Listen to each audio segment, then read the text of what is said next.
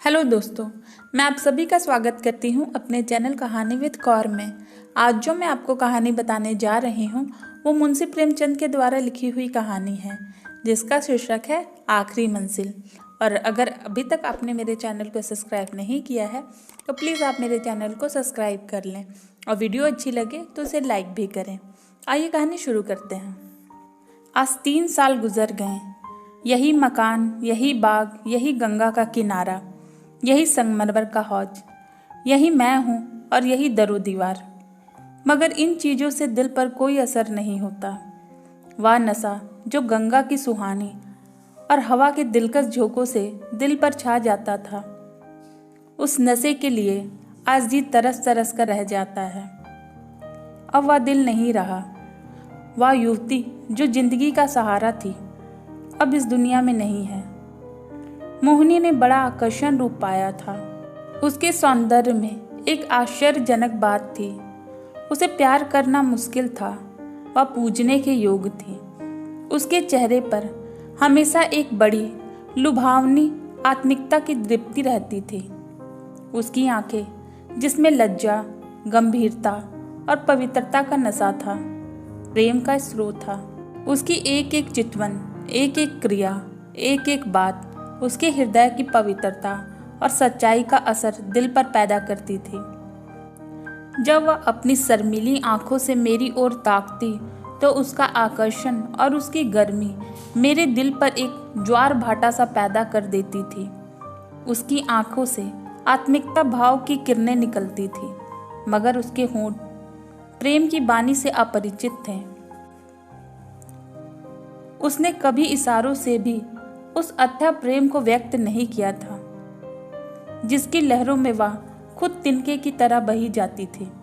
उसके प्रेम की कोई सीमा ना थी। वह प्रेम जिसका लक्ष्य मिलना है, प्रेम नहीं वासना है। मोहिनी का प्रेम वह प्रेम था जो मिलने में भी वियोग के मजे लेता है।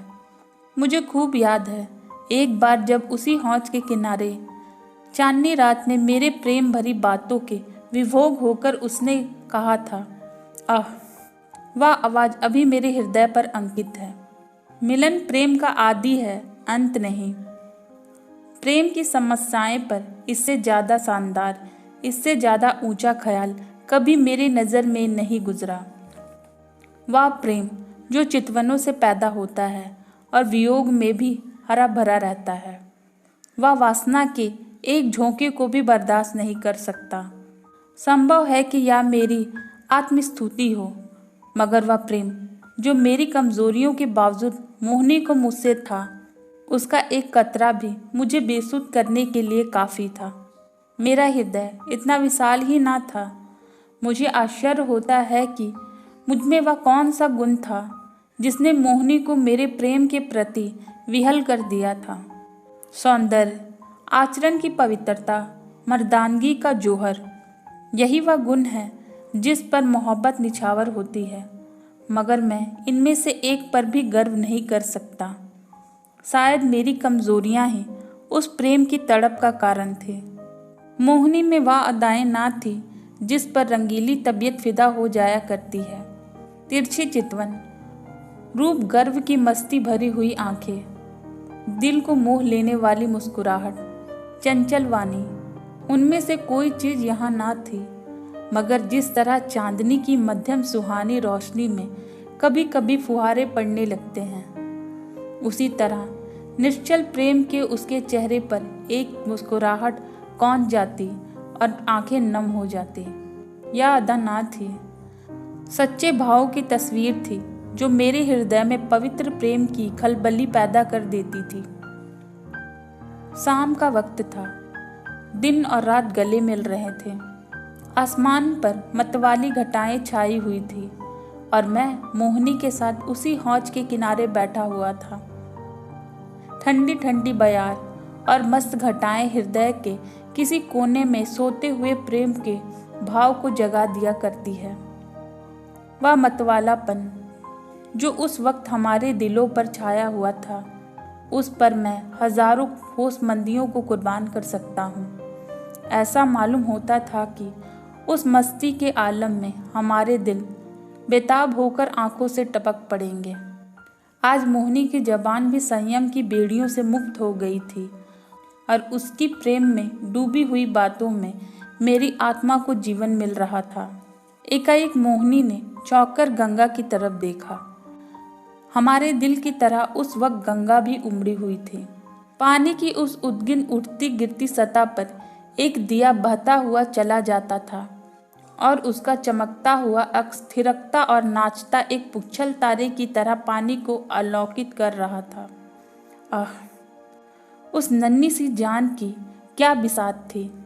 कागज के चंद पुर्जे, बांस की चंद तिल्लियां, मिट्टी का एक दिया कि जैसे किसी अतृप्त लालसाओं की समाधि थी जिस पर किसी दुख बांटने वाले ने तरस खाकर एक दिया जला दिया था। मगर वह नन्ही सी जान जिसके अस्तित्व का कोई ठिकाना ना था, उस अथाह सागर में उछलती हुई लहरों से टकराती, भंवरों से हिलकोरे खाती, शोर करती हुई लहरों को रौंदती चली जाती थी। शायद जल देवताओं ने उसकी निर्बलता पर तरस खाकर उसे अपनी आंचल में छिपा लिया था। जब तक वह दिया झिलमिलाता और टिमटिमाता हमदर्द लहरों से झकोरे लेता दिखाई दिया, मोहिनी टकटकी लगाई खोई सी उसकी तरफ ताकती रही। जब वह आंखों से ओझल हो गया तो वह बेचैनी से उठ खड़ी हुई और बोली, मैं किनारे जाकर उस दिए को देखूंगी। जिस तरह हलवाई का मन भावन पुकार सुनकर बच्चा घर के बाहर निकल पड़ता है और चाव भरी आंखों से देखता और अधीर आवाज से पुकारता उस नेमंत के थाल की तरफ देखता है, उसी जोश और चाव के साथ मोहिनी नदी के किनारे चली। बाग से नदी तक सीढ़ियां बनी हुई थी। हम दोनों तेजी के साथ नीचे उतरे और किनारे पहुंचे ही कि मोहिनी ने खुशी के मारे उछलकर जोर से कहा, अभी है, अभी है, देखो वह निकल गया।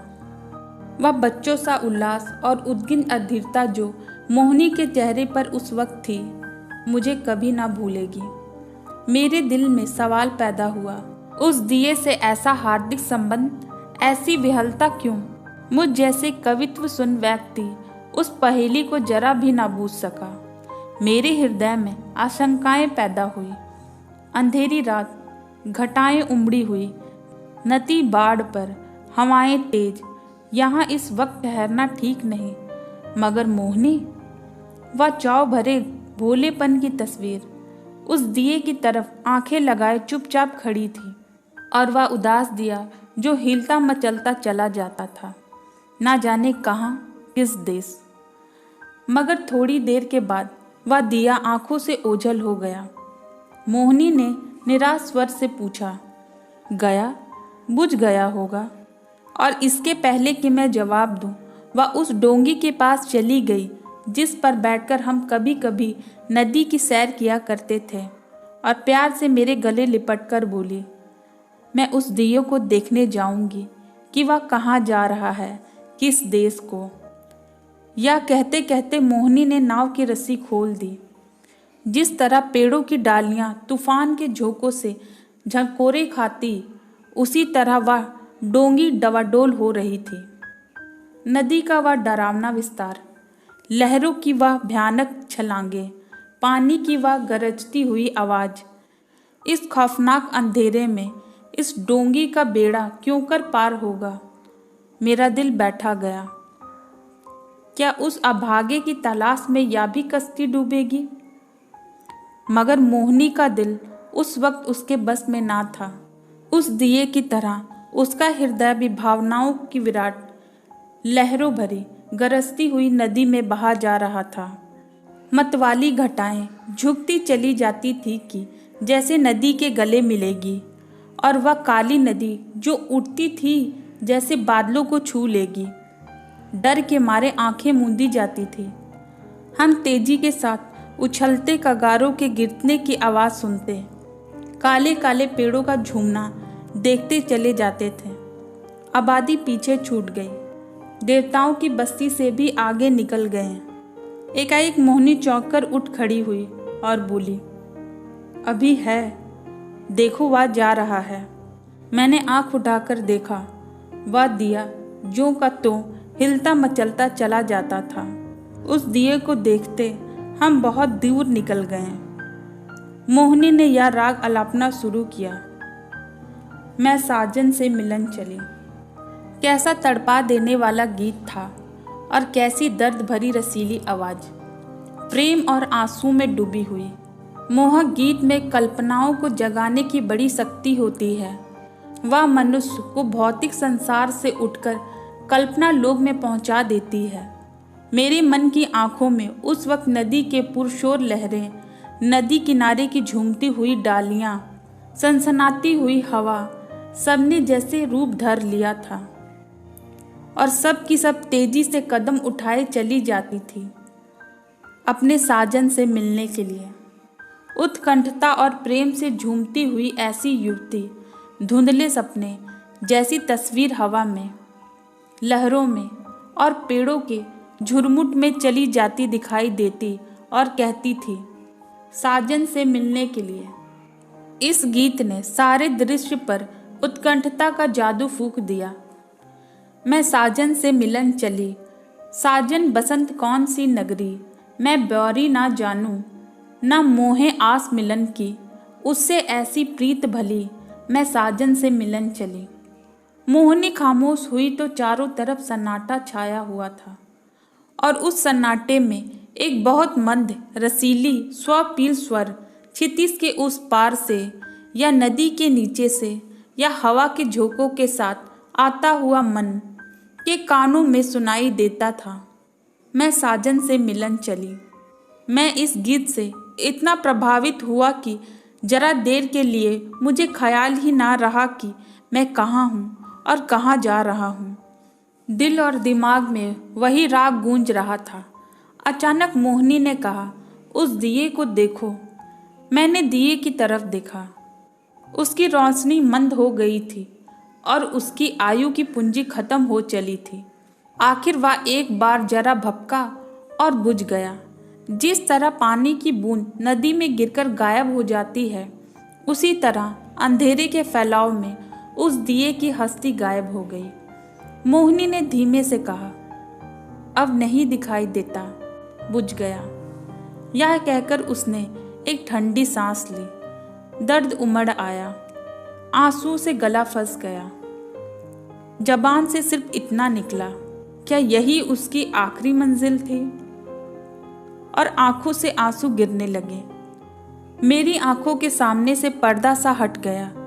मोहिनी की बेचैनी और उत्कंठता, अधीरता और उदासीन का रहस्य समझ में आ गया और बरबस मेरी आंखों से भी आंसू की चंद बूंदें टपक पड़ी।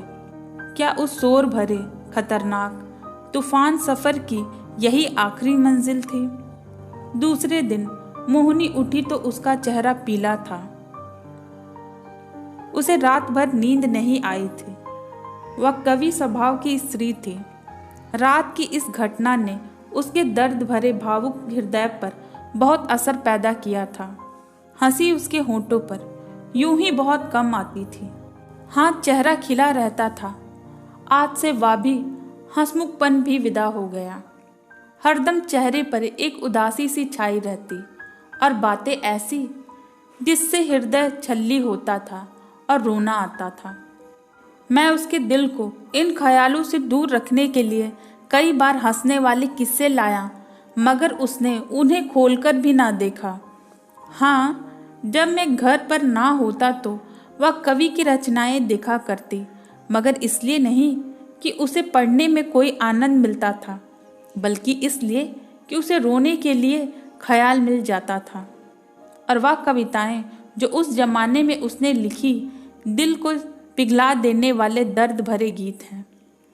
कौन ऐसा व्यक्ति है जो उसे पढ़कर अपने आंसू रोक लेगा? वह कभी कभी अपनी कविताएं मुझे सुनाती और जब मैं दर्द में डूबकर उसकी प्रशंसा करता तो मुझे उसकी आंखों में आत्मा का उल्लास का नशा दिखाई पड़ता।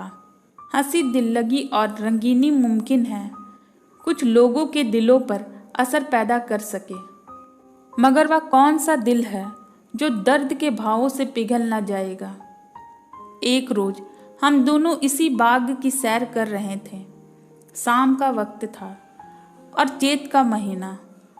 मोहिनी की तबीयत आज खुश थी। बहुत दिनों के बाद आज उसके होठों पर मुस्कुराहट की झलक दिखाई दी थी।